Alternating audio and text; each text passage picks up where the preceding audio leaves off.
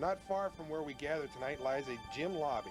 Outside, standing guard over a football field, rests a rock. In its grasp is held a tablet of bronze.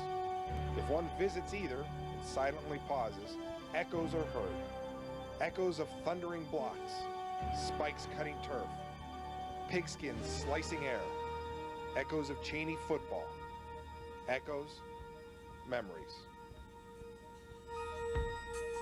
Dust, warmth of sun, wretched mud, slinging sleet, rain, and snow tugs at senses. Emotion, and above all, the memories.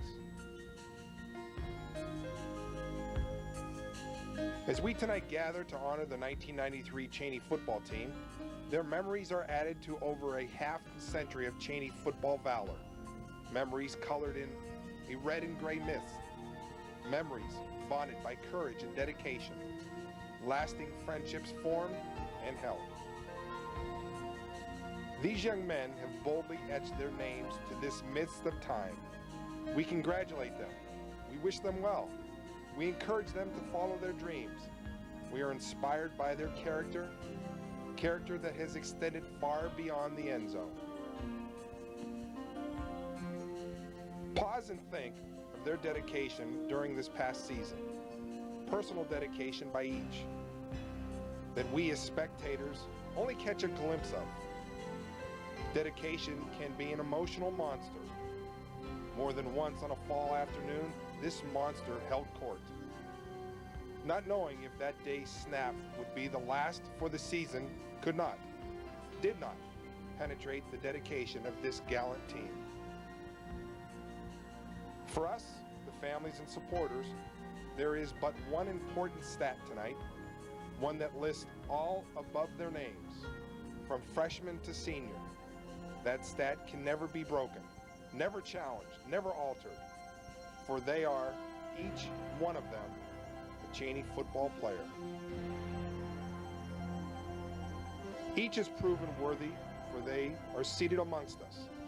Who can say, for one of them, or someone yet to follow in years to come, a gym lobby or a rock will bear witness to their football prowess.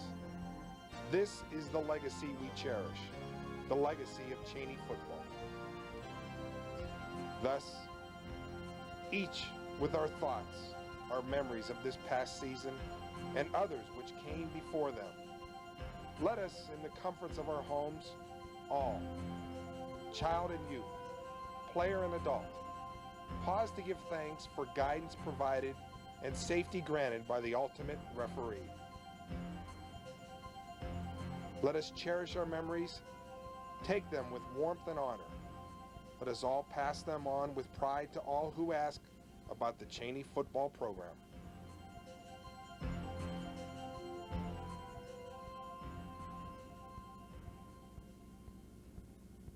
(1993), coming off of back-to-back playoff appearances. In 1990, you win the city title, your first city title.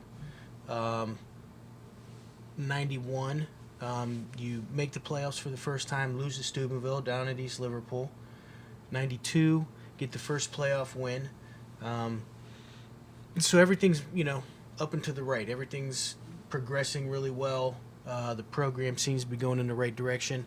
What are you thinking about coming off the playoff win, back-to-back playoff appearances, city champions? What are you kind of thinking about going into the 93, prepping for the 93 season? Well, we're thinking that good things. I mean, we're now it's a double-edged sword because first and foremost, we lost a lot of good kids. I mean, from the 92 team. You lose your quarterback, your running back, Yep. Some key linemen, wideouts.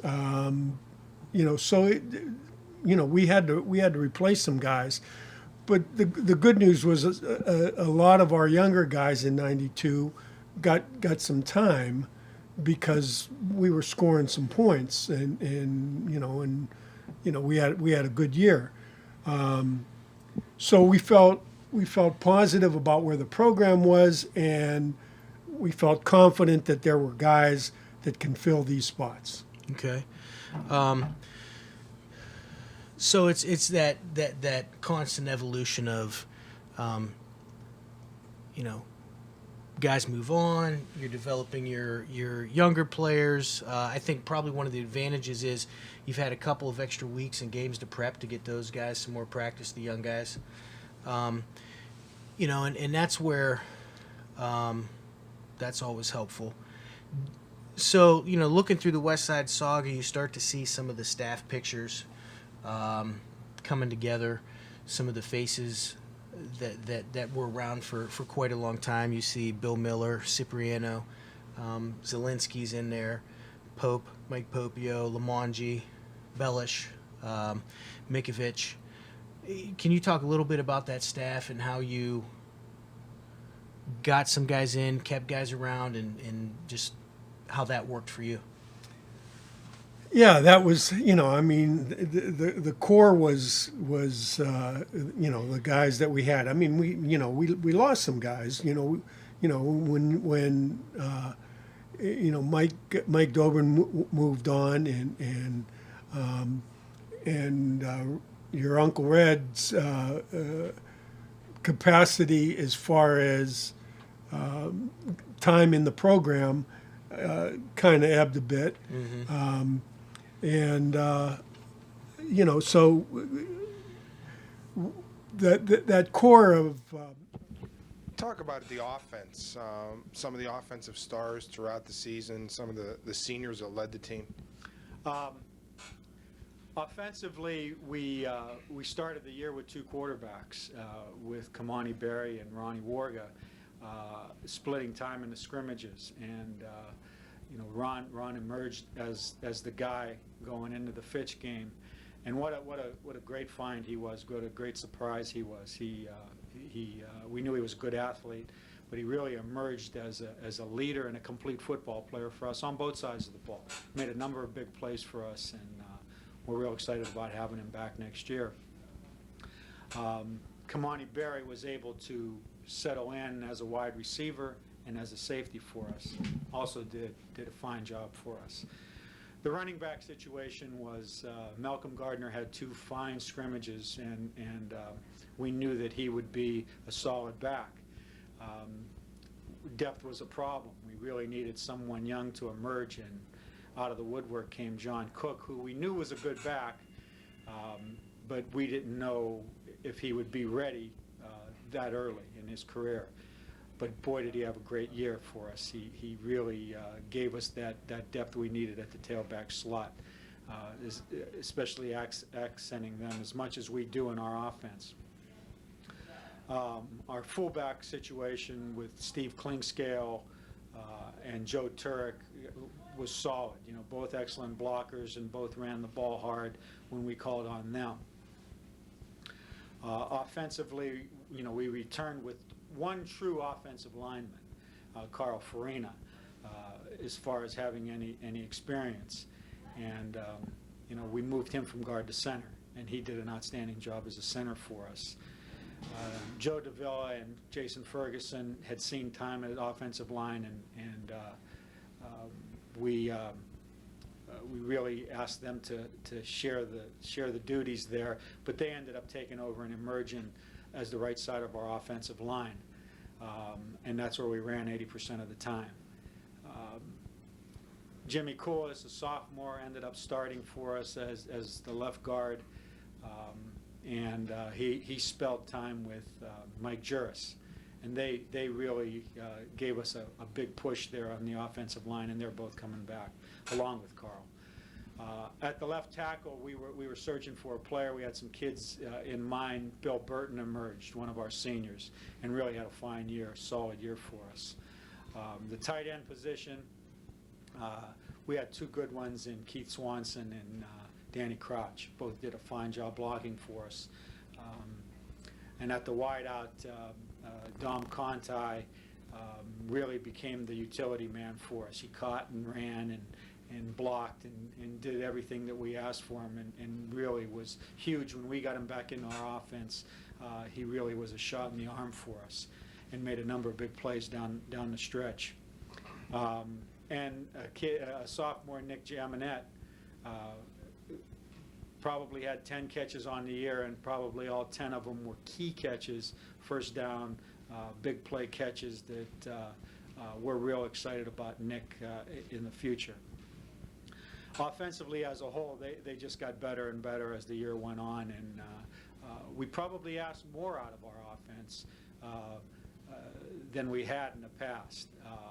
And with some of the questions unanswered coming in, we thought that it would be a struggling situation, but the kids really responded well.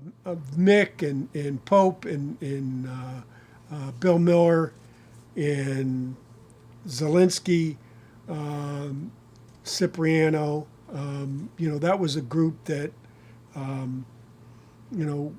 was solid. I mean, the guys that were committed, and we did a lot of time meeting, rewriting notebook, the playbook, and self-scouting and that. And, we had some part-time guys like the Bellish brothers and our younger program, the ninth grade, we had the Samrones involved and Gary Vivacqua. So, yeah, it was a good group and feeding off of each other, and we were all on the same page. That's it's kind of cliche about just having some consistency on the staff, but it's really, I know when I came in, you replaced one or two guys, and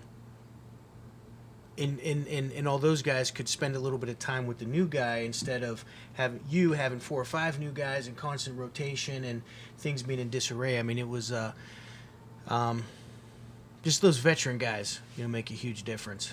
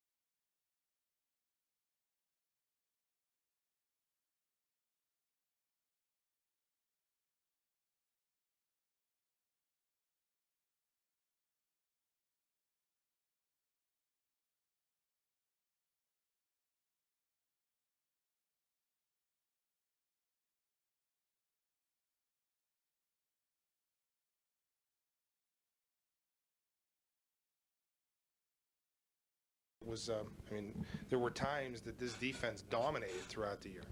Yeah, well, that's always, we have a real simple philosophy here, and that's, if you play good defense and run the football well, you're going to be in every game, not unlike, I guess, an NFC philosophy. And that's why we've been successful, because we've been able to do that. And certainly, Mike Popio does a great job with the defense. Our plans going into each week, enables us to do some things offensively because we know that we could do a great job stopping people. But we had a lot of questions to answer coming in. We didn't have an inside linebacker with any experience. We didn't have an outside linebacker with any experience. We had two strong tackles, and we try to build around. We try to build our defense around that, and a defensive end with a limited amount of playing time. But Ferguson and DeVille at the tackles really anchored it, and we tried to build it around them, and they certainly didn't let us down. They were two very good defensive tackles for us. At the defensive end spot, Leroy Arrington anchored the one side, and Danny Crotch really came around and did a great job for us. I believe he led the team in sacks, made all city for us, had a very strong year for us. Carl Farina came through as an inside linebacker, probably led the team in tackles, had a real strong year. And Joe Turek was the other inside linebacker, and we also got some time from Mike Juris. The outside linebacker spot were held by Keith Swanson, another all-city kid for us, and Steve Klingscale. And both were solid. Keith made a bunch of big plays for us, was an all-city kid, and Steve made second team all-city. So our forcing unit really started to gel, I think, after that Fitch quarter, that first quarter against Fitch, and they really came into their own. They were getting us the turnovers, and that's what we thrive on. When we can get the ball in four-down territory and pound it on people, we feel pretty good about that. We also got some lift up front from Nate Moncrief, who really came on and did some nice things for us as a defensive end. And Sean and Scott Smith up front gave us some depth at our defensive line. In the back, with Kamani Berry, Ron Warga, Dom Conti, Malcolm Gardner, Chauncey Cook, we really had a nice secondary. And, with some injuries that occurred during the year, people were able to fill in for each other. And, again, the strength of any Chaney team that's been successful has always been a defense, and it wasn't. Yeah, and in all of those cases, you're rechanneling. You're getting out of routine. I mean, you're trying to practice on the QT and keep the kids ready, and that's really, I mean, that was very, very unfortunate. To be involved in that, and you're a teacher, I mean, and you're a union guy, and this is a union town, and you're actually bucking the union by practicing, because the union was, in all three instances, were coming to me and saying, don't work with the kids. Yeah, right. I told him, I said, hey, I have an obligation to them, and they were stressing your obligation to the union and to the membership, and it was a tough place to be in. But my mantra to them was, these kids have to be ready to play when the strike is settled, and they rely on me, and I'm and to have a staff that supported you in that, those guys, were and a couple of them were teaching in the city at the time. Absolutely. So that's how bad did that get? Oh, it got bad. I mean, we were being chastised at the union meetings, the meetings of the membership, and I was getting calls, and the press was trying to stick their nose in and saying, well, coming to practices and that type of thing, where we were. Oh, really? Oh yeah. Oh yeah. Yeah. and they were sent there by people from the membership, and I can remember a phone call I got from one of the union leaders saying, don't do this, and you can't play you can't play this game. I said I'm not going to cross a picket line, but I'm certainly going to keep these kids ready to play. So in your mind, you would not play the game, but you would definitely have them prepared physically, because there's a health concern. If you're not practicing. I was never put in that. In my mind, I'm telling you, as a matter of fact, I wouldn't have played the game, but yet I can say that there would never be a situation, I think, where they'd say, okay, if you're going to coach, we'll play the game. Right. That was probably not even on the... Wasn't a factor. Yeah, okay. So I was looking at a picture that Malcolm Gardner sent, and we'll talk a little bit about him, of that season. And so that September 3rd, you guys play Fitch. So that's really late compared to when we're starting the year now. Oh, yeah. Which all has to do with the playoffs. And right. so when do you, I guess, two questions. Why did it take so long to actually strike? So to negotiate or not negotiate or strike at the September 3rd, and then number two, like, how did you find out that you guys were striking? You lose the first game of the season, and then you come back out of the strike and you play Boardman. I don't know if it was the first or second game after the strike ended, and that's a game I'm sure you could look back on that you should have won, but 6-2 record, with all the distractions, everything is again attributed to the kids. Right. We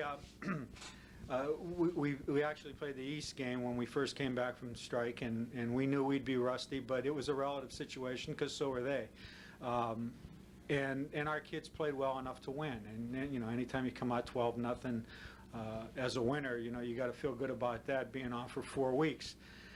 We knew that we'd have a real test with Boardman that following week, being behind 4.5 weeks. And the way our kids came out and played and took control of that game, again, was a real tribute to where they wanted to take it. They were just rusty, and they put the ball on the ground, and we made some mistakes. But we played more than well enough to win, and we let it get away. And we talked that night after the game, and we understood that we just weren't ready yet. And we committed to winning the rest of them, and that's exactly what they did. Articles that stated that you lost the opening kickoff, and you lose that game 21-0. And one of the quotes was, it says, "We knew we had to come in and play relatively mistake-free. Anytime you start with a major mistake like that, it was like a shock to the system." Yeah, Fitch. We just had 2 good years against Fitch where, we surprised them and beat them, and it was a long time coming for those 2 wins. And then losing the kids that we lost, replacing them. So we were, as far as varsity experience and time against a veteran team and a veteran coaching staff like Fitch had, and the offense and defense that they ran, was a difficult task, as well as there was strike looming in the air, and that causes a lot of uncertainty, and you know, I'm not blaming a 21-0 beating by Fitch on the strike or inexperience. I'm here to tell you that, you know, Fitch was just a good football team and well coached, and you know, it was a tough opener. You open up with East, and you have a 12-0 win. It says that Warga scored late with the 77-yard punt return to break a 0-0 tie. So, you know, if that's your first game coming back, then you're probably a little rusty offensively. Yeah, and you know, fortunate for us that, you know, we're facing a team that was in the same situation as we were. Right. So, you know, With 2 weeks less of practice than you. maybe that's true, but you know, the reality was, you know, we found a way to win. Right. We're 1-1 now, you know, so, you know, the ship is starting to get right a little bit, because, you know, even with the Fitch setback, we felt, and I really didn't explore this going into the Fitch game, that our program was where we wanted it to be. Right. You know, and it was just a matter of, you know, filling in the spots, and you know, this kind of just threw everything out of kilter. Right, and once again, special teams plays a big role in a victory, and I think we talked about it a couple times ago about Mark Heron and how you always seem to have a guy in that return game, maybe not so much on kickoff, but more so on punt. That was a game changer. Yeah. And here again, you know, that kind of leads to it. And you know, addressing that, you know, your practices were largely dominated by special team work, just because of the nature of how you had to run it. Yeah, and So a lot of specialist work, and you know. yeah, and they bought in. Yeah, absolutely. You know. We didn't have goalposts in some places. Right. 73 yards by Gardner, 51 yards by Cook, and those are some names that, as this season goes on, you know, we're going to hear quite a bit about. Then you go to Boardman. You lose 7-6, and one of the things noted here is that there are 5 scoring threats. You took the lead in the first quarter, and so it looks like you're threatening, you know, knocking on the door, but just not getting in. Any thoughts or memories on that game? Seems like, once again, 7-6, right? 14-12. Yeah. When it's not a blowout either way, it's a close game. You Right. know what I mean? Right. But I believe that was the game that we tried to reach over to the end zone, and Yeah, it says on.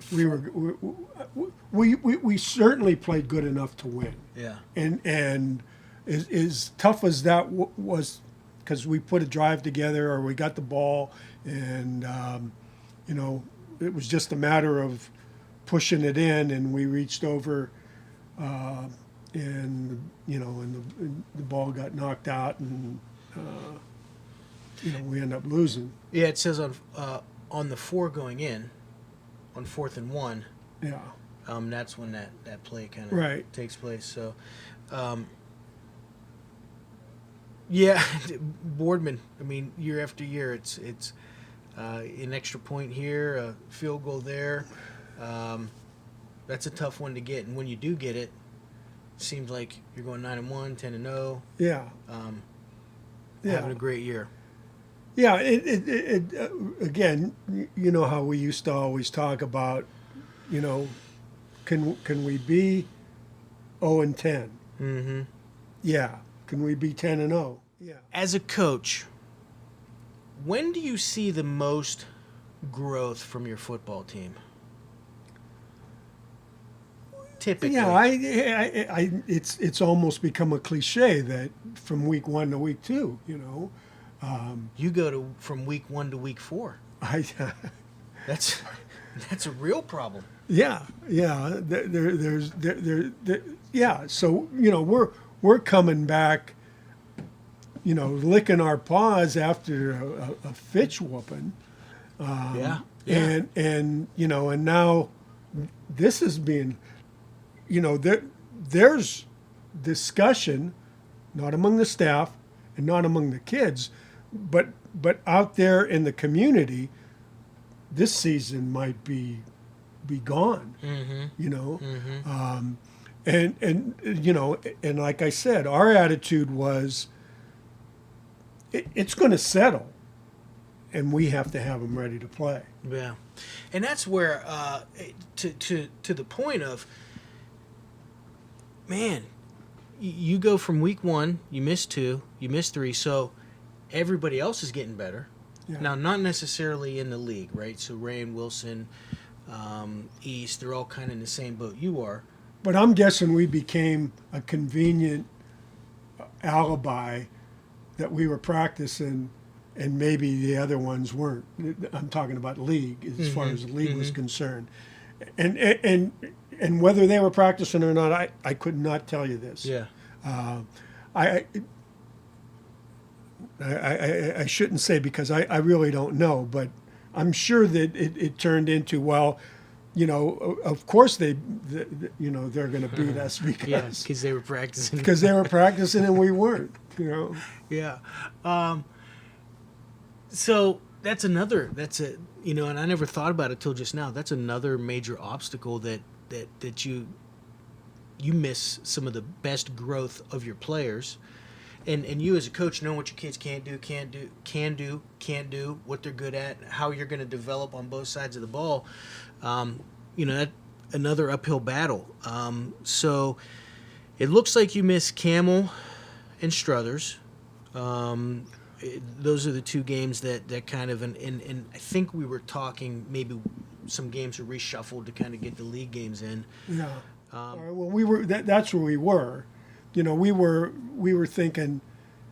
You know, and it's all predicated on what happens in the first 3. You know, Right. Because things were disrupted. You know, there really wasn't a gauge there, but you know, you lose to Fitch handily.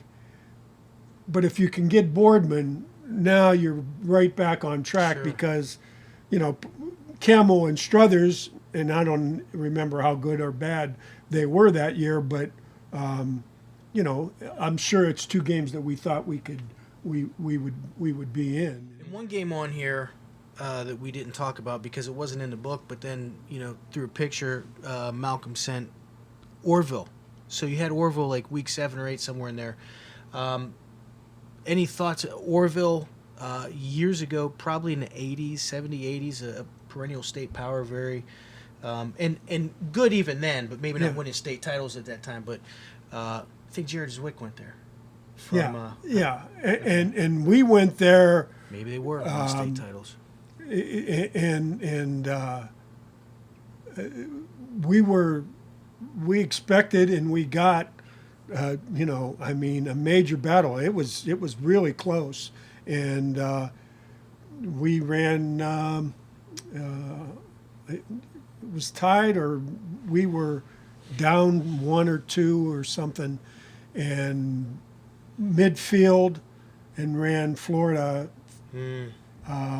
for the first down, but Malcolm popped it and took it, like 60 yards. Jeez, oh man. And that was the turning point of the game. I mean, I remember talking about this. You were always good for having, you know, a timely fake punt, right? Where And maybe not necessarily popping it for a touchdown, but that was a threat. Like, I think guys probably knew that coached against you. This is something you need to be aware of, but somewhere or another, you'd always sneak it in, and it'd be executed. And I mean, it was and if nothing else, I think it helps your punt protection, because people are wary of the Right. So for sure. yeah, we through the entire tenure, I don't know how many punts we had blocked. If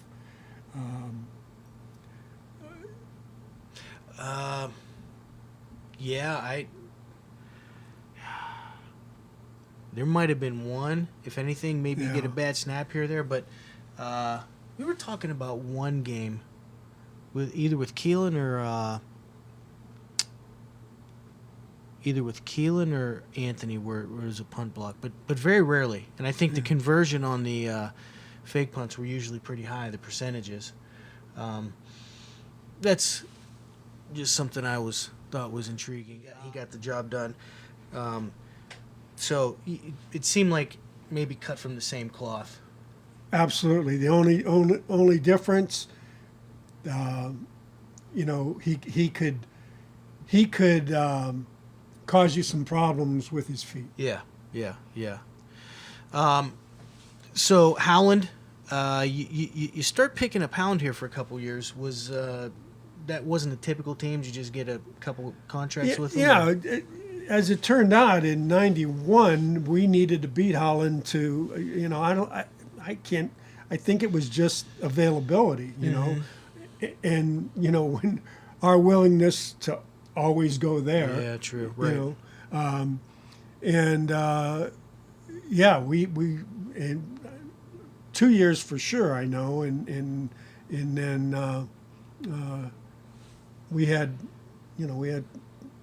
they enabled us to make the playoffs in '91. Yeah. Thanks for having us. Yeah, thanks. And there's some 53 rushes, 346 yards in that game, 5 TDs.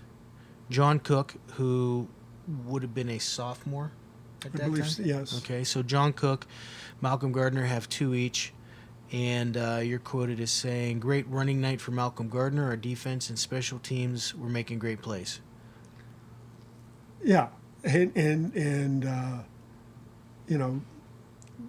I think I said this before, but John was a little too young to get any kind of sugar cube, but Right.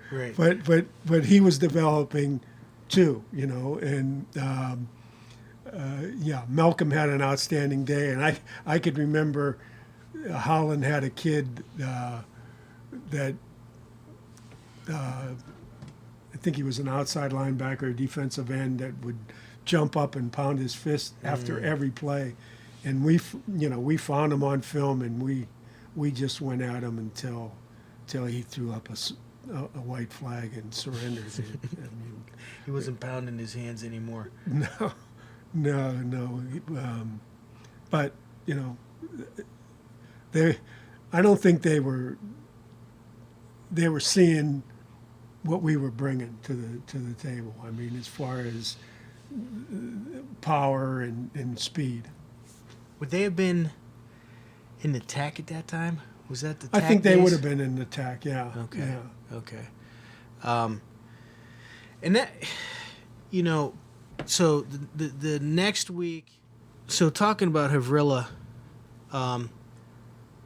we talked before, losing the leadership that you lost the previous year, and filling that.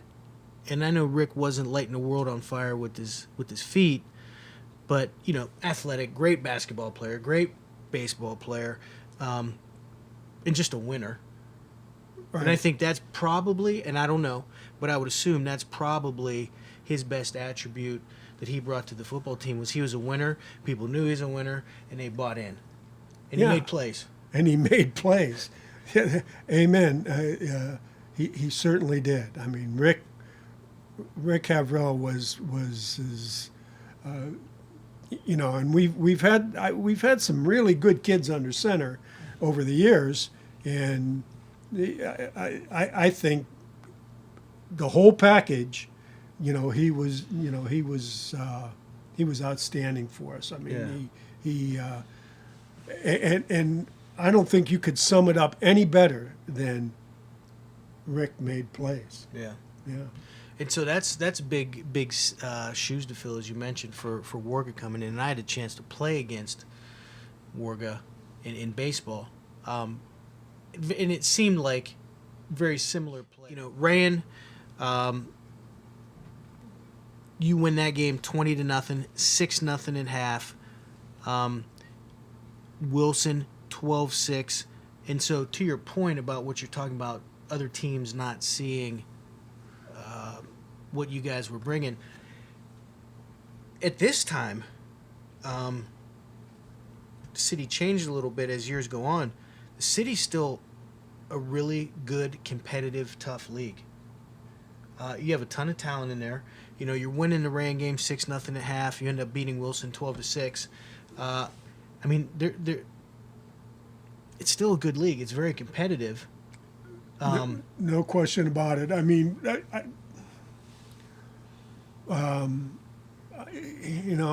I'd really have to search to think of some of the names, but you're on the money when you say, you know, I mean, Rayan especially, they had some really outstanding athletes, and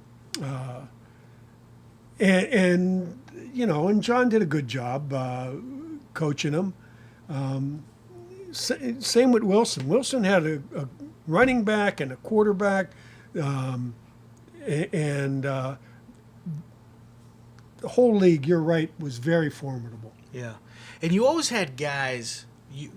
Even later on, when different schools had closed, but you always had guys that you could, 2 or 3 guys that you could look on there and say, okay, those 2 or 3 guys would start on any team in our league. You know, we could, Yeah. you know, it was tough. So you beat Rayan 20-0. It's 6-0 at half. Gardner and Warga score. Warga gets a pick. Seems like he's, you know, playing some good defense. There was a couple other games where he has some picks. And you mention Steve Klingscale, Joe Davila, Keith Swanson as some of the defensive players to mention in that article. Yeah, those were three outstanding players for us. I mean, Steve, Keith, and Joe. Those guys, you know, were the hub of our defense. I mean, and performed well offensively for us also.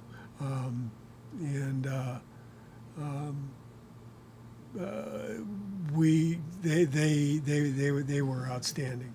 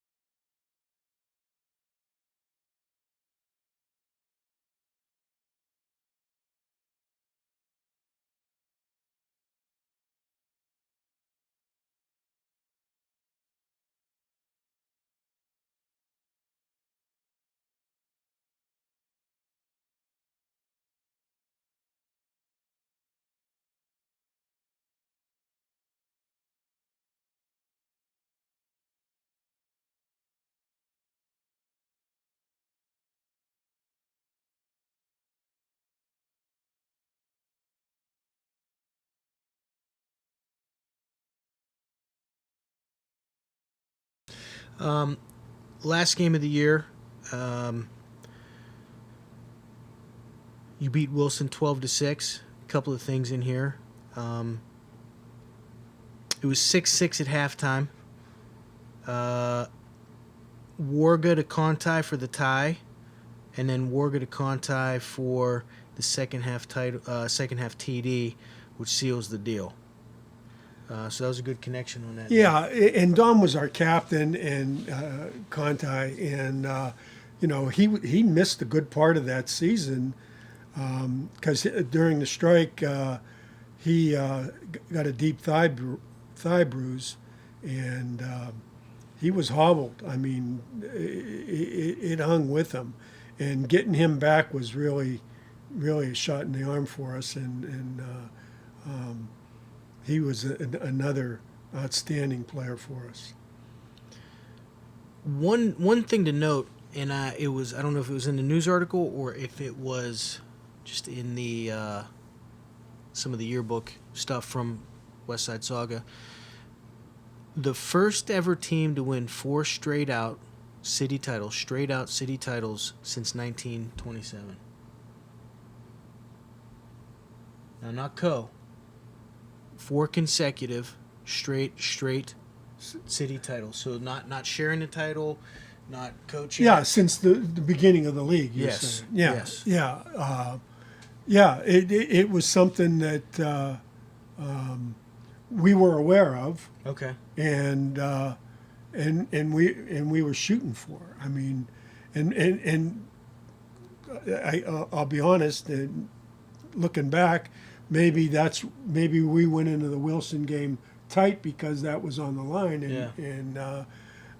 but that I don't want to take anything away from Wilson. They're a good football team. I remember, like I said, I think the Fitzgerald kid played then, and they had a pretty good quarterback too. But yeah, we that was our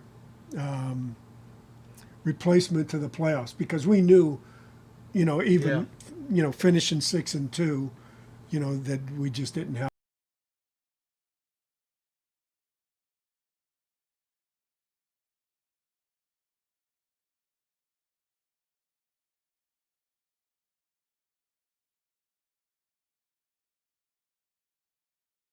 It was a difficult thing keeping the team focused, not knowing from one Monday to the next Monday to the next Monday if you were going to play, if you're going to practice, or whatever you were going to do. No, a real tribute to them, because it was them that held it together, especially our seniors. I can't say enough about the leadership that they provided during that time. We were able to loosely organize them and offer them a little bit of guidance, but it was all the seniors that hung them together during that difficult period. That was intriguing. All city this year, Gardner on offense. Gardner, Conti, Ferguson, and Farina. On defense, Don Crouch, Joe Davila, Dan. I know it was listed as Don in the book. Okay. Joe Davila, Keith Swanson, and Ron Warga. And it couldn't be any more on the money, because those were the guys. Yeah. Those were the guys. Second team was Klink, junior, and then Cook as a sophomore. Yeah, and the nice thing about winning the league and and having some success is I could go into those all city meetings and just say, hey, this is who I want. And these are non-negotiable. I mean, this is who we're going to have, but in fairness to the other coaches, they all had their group of guys, and because we won more, we got more, but those kids, every one of those kids, there was no debate or anything or haggling. Those were legit all-league players. So talking about these guys and talking about how kind of the end of the year plays out, and I don't know what Fitch went that year. I don't know what their record was, but I know sometimes there were some just phenomenal Fitch teams, and they were just, war horses. But looking at how you're playing, looking how maybe not young, but inexperienced that team was because of the previous year's team. Do you think the game might have been a little bit different if you caught Fitch later in the year? And maybe not win, but I mean just maybe being a little bit more prepared to play because they're more mature. Yeah, it's hard to say, but possibly. Like I said, there's a lot involved when you're fielding a relatively new team. Feeling good about it, feeling good about the guys that you're using to replace the great players that just graduated. But with the strike looming, I mean, there's just a lot of things that play into your head. Sure. One thing I wanted to talk to you about was the Frank Sikowicz Trophy, right? The award. And can you talk a little bit about that, because that came up in the West Side saga here. What was that award? That was for the best back, offensive back in the city series. Okay. Now, I don't know if I want to say the De Niro Award, which was sponsored by the family, Okay. came before. I'm sure it came before. Okay. I'm sure it came before, and someone proposed, and maybe it was me. I don't know, but maybe it was whoever the AD was then. I want to say that would have been Tullio then. Okay. But and that's probably more fair to say that it was probably the city athletic director that proposed that, and everybody was on board with it. You got a Heisman Trophy winner, and it should be, what else is more fitting than that? Sure. To have an award in his honor. And it was voted on like an all-city position. Oh, okay. Okay. Yeah. And so Gardner wins it this year. Yeah. But not mentioning the De Niro Award, because I'm sure we would have had the De Niro Award when Farina would. It's surprised. So what I'm saying is maybe the De Niro Award came afterwards. I gotcha. When did was that the Sinkowicz Award? Was that awarded all the way up until the end of the City Series? Do you remember? Was it still being awarded towards the end of your career? I think so. Yeah, Okay. yeah, absolutely. Okay. Yeah.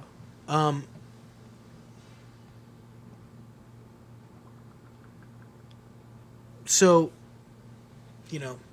6-2, good year, but a little disappointment because of circumstances. Don't make the playoffs for the first time in 2 years. Seems like you have a number of guys coming back. What are your thoughts wrapping up the season? Hoping for a 3-year teaching contract. Yeah. We're at this point, like I said, we know we're not getting in.